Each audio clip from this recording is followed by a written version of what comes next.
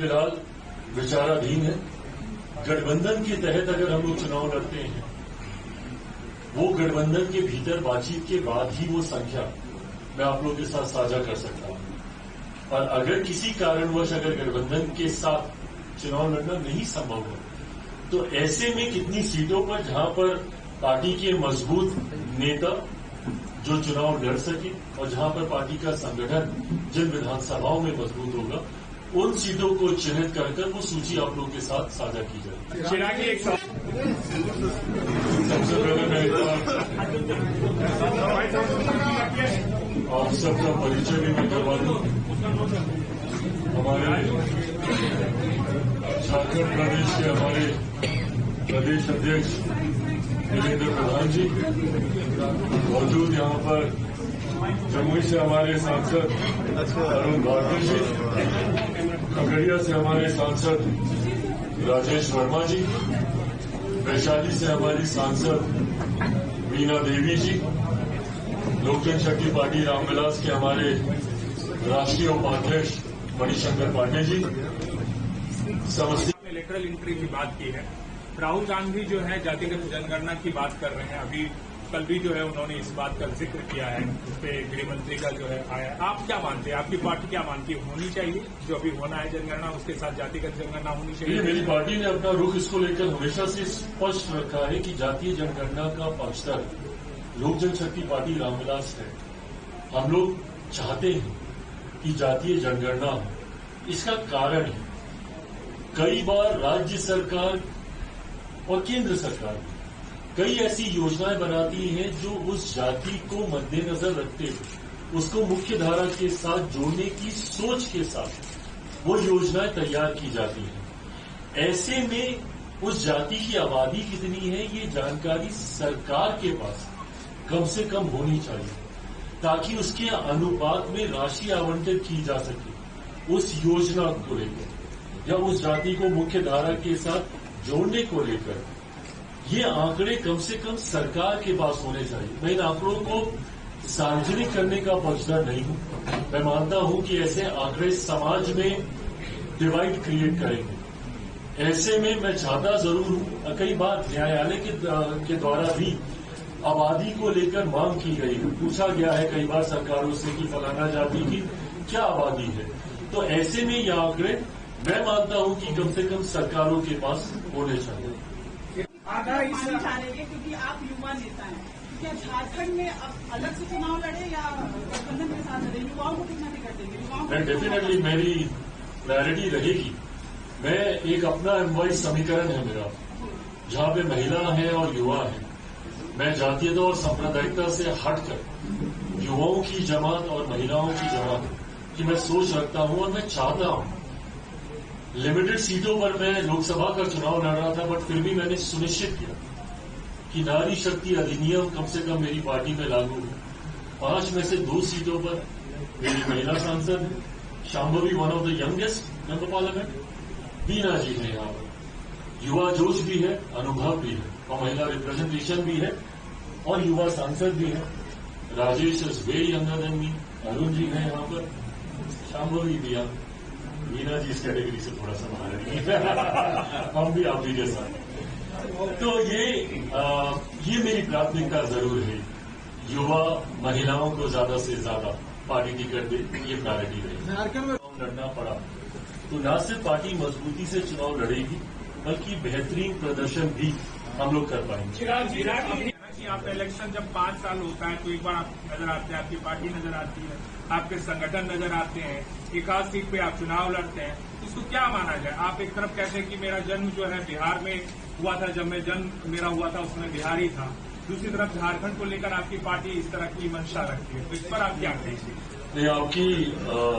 आपकी बात बिल्कुल सही है, लड़ते थे, पर आज की तारीख में गठबंधन के भीतर अभी ये सब चर्चा होनी है। संख्या में उसके बाद ही आप लोगों के साथ साझा कर पाऊंगा, बट हाँ डेफिनेटली। और जैसा मैंने कहा कि ये सोच जल्द आप लोगों के साथ साझा की जाएगी। ये तमाम ऐसे ही विषय हैं जिसको लेकर पार्टी अध्ययन कर रही है और अपना मैनिफेस्टो हम लोग लेकर आएंगे। बिहार में बिहार फर्स्ट, बिहारी फर्स्ट की सोच के साथ मैं आगे बढ़ रहा हूं। जिसमें बिहार को विकसित राज्य, और जब मैं बिहार का जिक्र करता हूं इसलिए मैं ये उदाहरण भी दे रहा हूं क्योंकि जब मेरा जन्म हुआ था उस वक्त झारखंड बिहार का ही हिस्सा था, हम सब एक ही थे।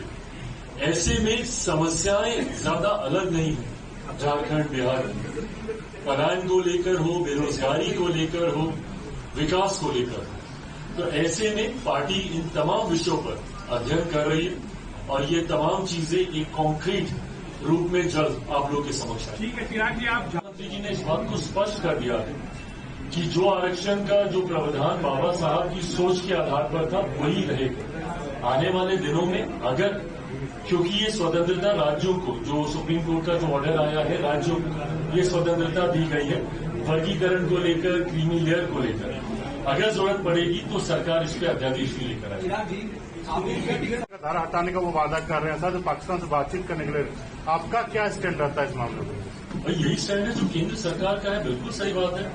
आपने नेशनल कॉन्फ्रेंस के साथ जब आप गठबंधन करते हैं तो आपको कुछ नीतियों को लेकर अपनी सोच, और खासतौर पर जब आप एक राष्ट्रीय दल हैं तो कांग्रेस को अपनी सोच तो स्पष्ट रखनी होगी ना कि क्या आप धारा 370 के हटने का समर्थन करते हैं या आप नहीं करते।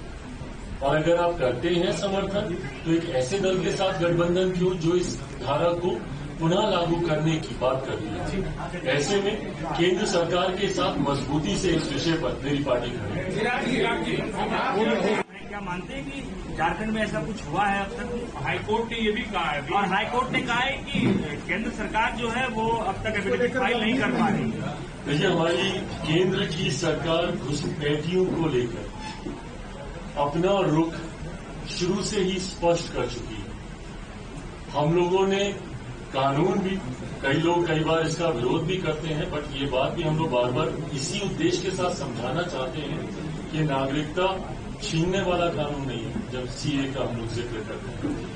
ऐसे में ये सोच कि घुसपैठियों के माध्यम से किसी को किसी प्रकार का नुकसान नहीं होना चाहिए, इस पर केंद्र सरकार ने डे 1 से अपना रुख स्पष्ट रखा है।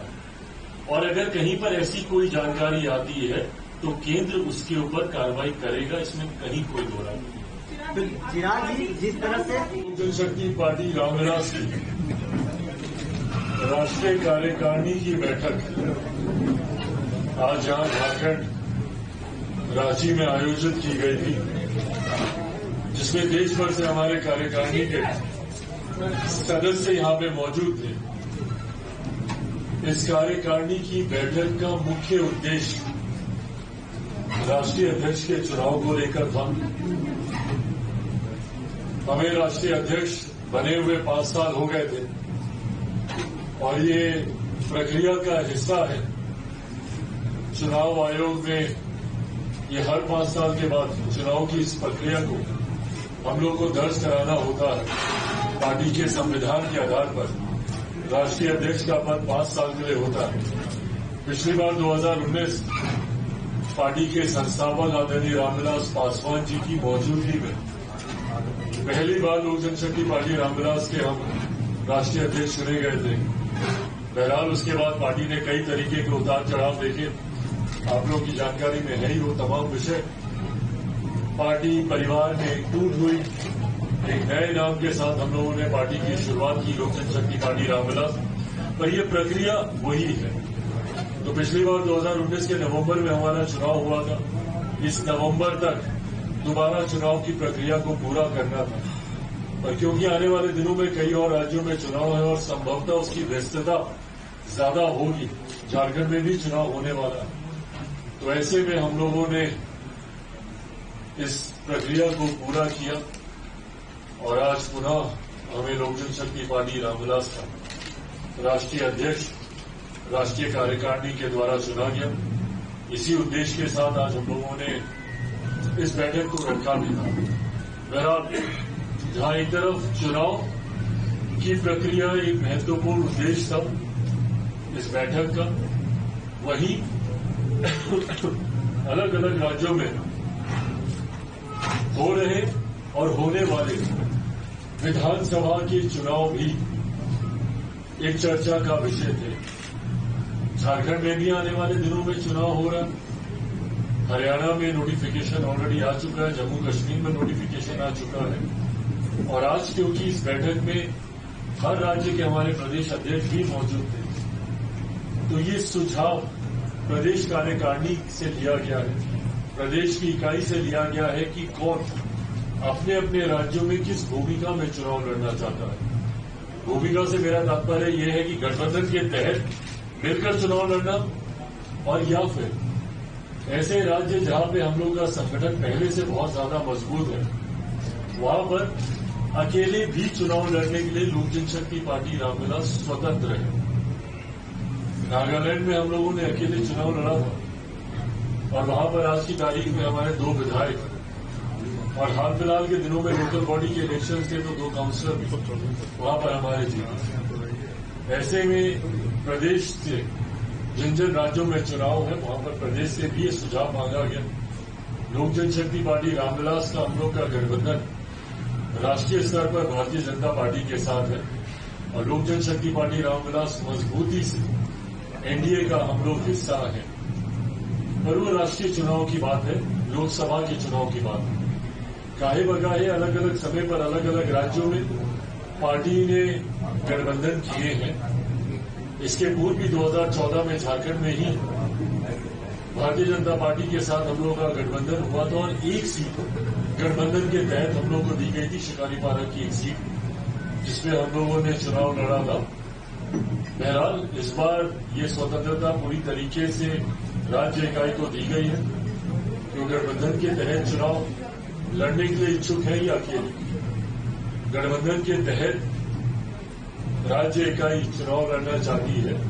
इन बातों को औपचारिक तौर पर भी गठबंधन के समक्ष आने वाले दिनों में रखा जाएगा, और अगर सीटों का तालमेल ठीक से बैठता है तो गठबंधन के तहत, और अगर नहीं, और अगर राज्य इकाई ने चाहा तो फिर हम लोग अकेले भी हम लोग चुनाव लड़ने का फैसला ले सकते हैं। जहां एक तरफ हम लोगों ने राष्ट्रीय अध्यक्ष का चुनाव और ये तमाम आने वाले दिनों में जिन जिन राज्यों में चुनाव है उसको लेकर हम लोगों ने चर्चा की, तो वहीं कई ऐसे ज्वलंत विषय जो हाल फिलहाल के दिनों में जिनको लेकर काफी चर्चा रही, भले वो वक्फ बोर्ड वाला मामला हो, लैटरल एंट्री को लेकर हो, या जिस तरीके से सुप्रीम कोर्ट के ऑब्जर्वेशंस आए जिसकी वजह से अनुसूचित जाति में क्रीमी लेयर के प्रावधानों का जिक्र उसमें किया गया, इन तमाम विषयों पर भी कार्यकारिणी में बैठक हुई और सबने सर्वसम्मति से हमारी केंद्र सरकार, जिसका मैं खुद एक हिस्सा हूं, केंद्र एनडीए की केंद्र सरकार और हमारे प्रधानमंत्री आदरणीय नरेंद्र मोदी जी के प्रति सबने एक धन्यवाद प्रस्ताव भी पारित किया। जिस तरीके से प्रधानमंत्री जी ने अनुसूचित जाति से जुड़े हुए हर महत्वपूर्ण फैसले पर और हर महत्वपूर्ण फैसले की गंभीरता को समझते हुए उचित फैसला लेने का काम किया, भले वो क्रीमी लेयर के प्रावधानों का जिक्र हो। उस दिन कैबिनेट मीटिंग में मैं भी मौजूद था, जिस कैबिनेट मीटिंग में प्रधानमंत्री जी ने इस बात को स्पष्ट किया कि अनुसूचित जाति में कोई क्रीमी लेयर का प्रावधान नहीं रहे, और यही सोच लोक जनशक्ति पार्टी रामविलास की भी थी। जिस तरीके से सुप्रीम कोर्ट के ऑब्जर्वेशंस के बाद इन प्रावधानों का बनना संभव हो सकता था, उसको प्रधानमंत्री जी ने स्पष्ट किया। अनुसूचित जाति का आधार अनटचेबिलिटी रहा। अनुसूचित जाति का आधार कभी भी शैक्षणिक आधार या आर्थिक आधार नहीं रहा।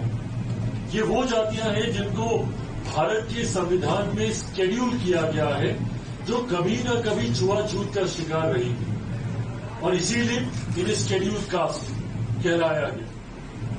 तो जब आधार अनटचेबिलिटी, आज की भी तारीख में हम लोग को उदाहरण सुनने को मिलते हैं कि एक दलित युवक को घोड़ी पर चढ़ने से रोका गया, एक दलित परिवार को मंदिर में प्रवेश करने से रोका गया। हाल फिलहाल के दिनों में एक आईपीएस ऑफिसर ने अपनी बारात निकालने के लिए सुरक्षा की मांग की, एक आईपीएस अधिकारी मांग करता। मुख्यमंत्री रहते हुए कई ऐसे नेता हैं जो मंदिर गए और मंदिर को गंगा जल से धुलवाया गया। तो ये आधार भेदभाव का इसमें छुआछूत, सुप्रीम कोर्ट के जो ऑब्जर्वेशन था उसमें कहीं पर भी अनटचेबिलिटी का जिक्र नहीं था, जो हम लोग एक चिंता का विषय था। और इस चिंता को हमारी सरकार, हमारे प्रधानमंत्री जी ने न सिर्फ समझा बल्कि इसमें उचित फैसला लेते हुए इस बात को स्पष्ट किया कि जिस तरीके से डॉक्टर बाबा साहेब भीमराव अम्बेडकर जी के वक्त आरक्षण के प्रावधानों को बनाया गया था, उसी आधार पर यह व्यवस्था आगे भी चलती रहे। तो जहां प्रधानमंत्री जी का धन्यवाद उसके लिए, वहीं लेटरल एंट्री को लेकर भी हम लोग की चिंता थी।